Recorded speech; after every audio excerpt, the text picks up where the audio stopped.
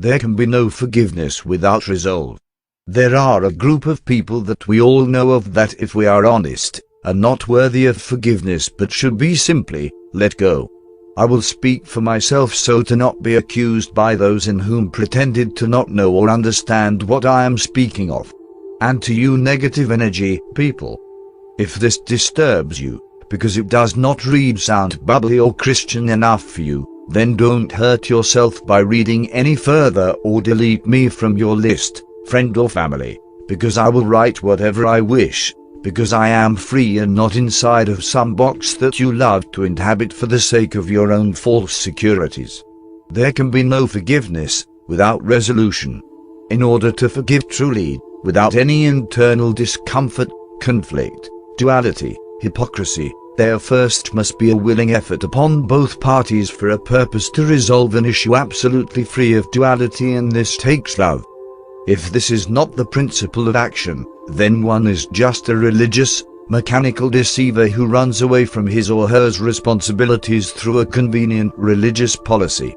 David Anthony Brayboy. I find the forgiveness principle should not be left simply as a principle, but an action for the sake of healing both parties into freedom, because unresolved matters only enslave the relationship in terms of real and open love and communication. Forgiveness should be done without the fear of the effects of karma, nor because one fears death and therefore life, going to a place called hell, but because it is right. And to bring matters into a right, it will always require reasoning, and not just the uttering of I forgive you because God says that we should.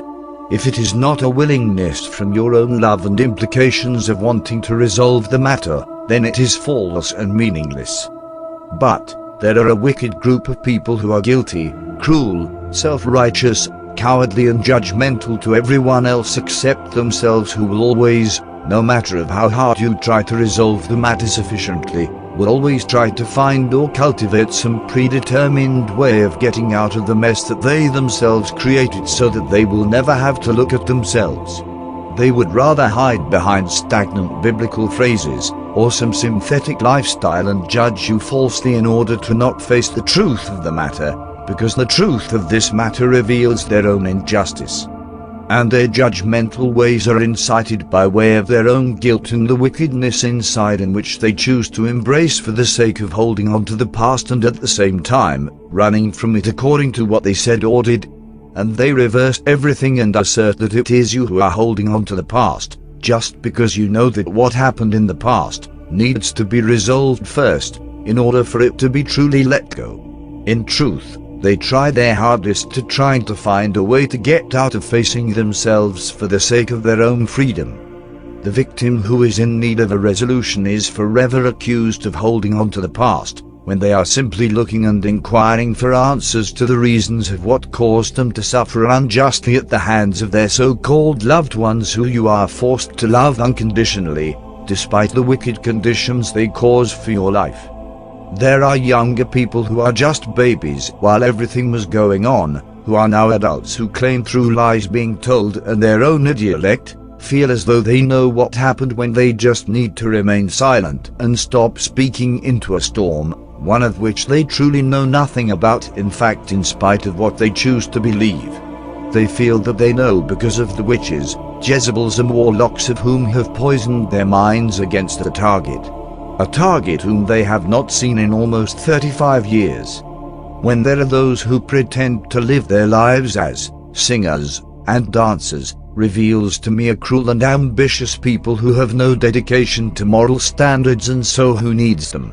One must make up in his or her mind to either allow these cowards to keep avoiding the issue, or continuing to cause problems with manipulation, silence and lies, causing in him or her hurt and more bleeding, or to simply release them. It is best to release those monsters, because they will continue to hurt you, as holding on to a hot piece of coal in your hand will hurt you if you continue to embrace it. Toss them to the hell they made for themselves, and the same hell they always claim you are going.